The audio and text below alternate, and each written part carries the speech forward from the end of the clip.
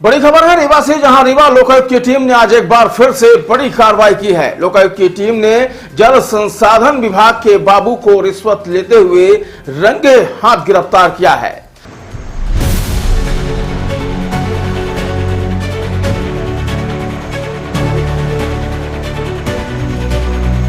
यह कार्रवाई बाणसागर कॉलोनी में स्थित जल संसाधन कार्यालय के समीप ही की गई है, जहां 7,000 रुपए की रिश्वत लेने के बाद आरोपी के हाथ से भ्रष्टाचार की स्याही निकलने लगी है। फरियादी ने बताया कि उसके पिता जल संसाधन विभाग के त्योथर में चौकीदार के पद पर पदस्थ थे और उनकी कैंसर की बीमारी के कारण 24 मार्च 2026 को मौत हो गई थी।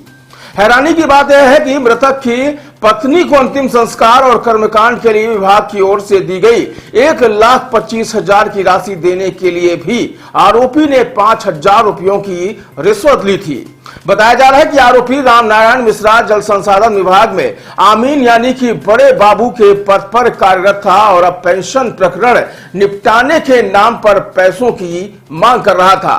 फिलहाल आर्थिक स्थिति से परेशान मृतक कर्मचारी के पुत्र ने लोकायुक्त से शिकायत की। इसके बाद आज ट्रैप कार्रवाई करते हुए लोकायुक्त की टीम ने भ्रष्टाचारी बाबू को 7,000 रुपयों की रिश्वत लेते हुए उसके कार्यालय के समीप ही रंगे हाथ पकड़ लिया है।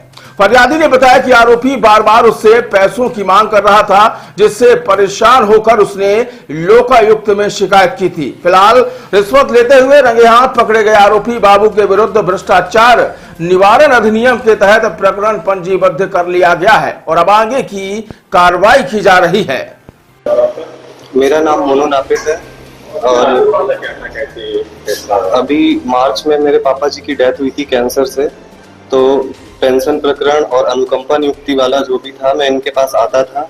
तो पहले तो इनने मुझे मना किया था कि अनुकंपा नियुक्ति का कोई नियम ही नहीं है, तो मुझे खुद से जाके भोपाल से मंत्रालय से जीएडी डिपार्टमेंट से सारे रूल्स निकलवाने पड़े कि ये सारी चीजें होती भी हैं, ऐसा कोई नियम भी है।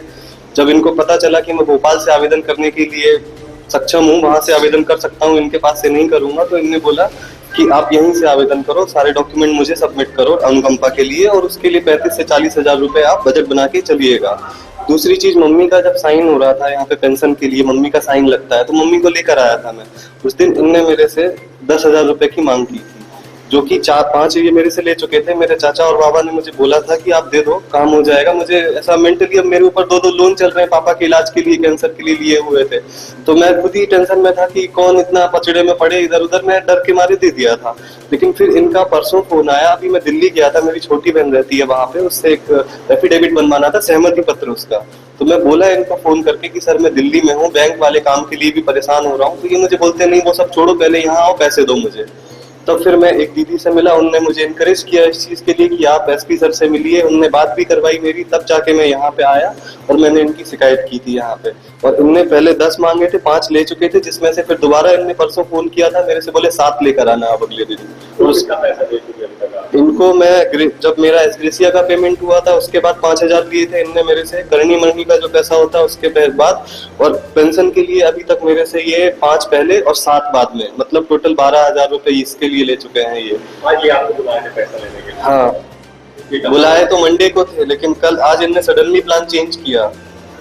कहाँ गए थे पैसा देने के लिए? जल संसाधन विभाग का ऑफिस है जो ये बाणसागर वाला, जो न्यू बस स्टॉप के पीछे, वहाँ पे। इनने संडे को ही बुलाया था और मेरे पास सारी रिकॉर्डिंग है इस चीज की।